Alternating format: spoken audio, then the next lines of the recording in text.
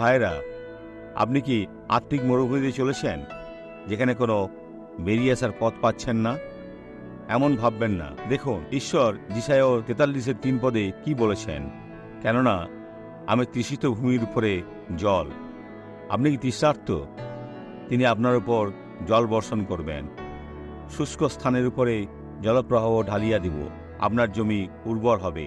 আমি তোমার বংশের উপরে আপন আত্মা, তোমার সন্তানের উপরে আপন আশীর্বাদ ঢালিব।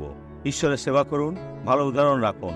লোকেরা আপনার ভালো উদাহরণকে অনুসরণ করবেন, আর দেখবেন যে সদাপ্রভু ঈশ্বর আপনার সত্যি পিতা।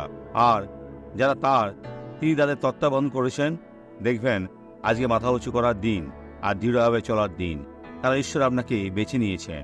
সত্য আশীর্বাদ পেতে যে কোনো ভুল চিন্তাই আসুক না কেন, সঙ্গে সঙ্গে সেটাকে বাঁধুন। এখন এই স্বাক্ষরে দেখুন, কতদিন আপনি কষ্ট পাচ্ছেন? ও, অনেক বছর হয়ে গেল।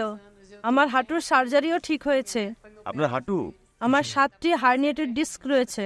7টা হার্নিয়েটেড ডিস্ক? বা তো ছিল, হাঁটু নাড়াতে পারতাম না। এখন কি দাঁড়াতে পারছেন? ঈশ্বরের ধন্যবাদ। বোন, কিভাবে আপনি চলতেন?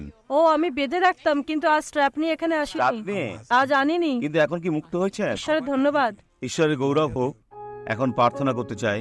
পিতা, তোমাকে বলি, তোমার সাহায্য চাইছি, তোমার ক্ষমতার প্রকাশকে চাইছি। অনেকে কষ্ট পাচ্ছে, তাদের সাহায্যের দরকার। আমার প্রভু, এসো আর লোকেদের স্পর্শ করো, তাদের জীবনে কার্য করো, আর এই লোকেদের সত্যি রক্ষা করো ও আশীর্বাদ করো। প্রভু যিশুর নামে আশীর্বাদ নিন। দিন শুভ হোক।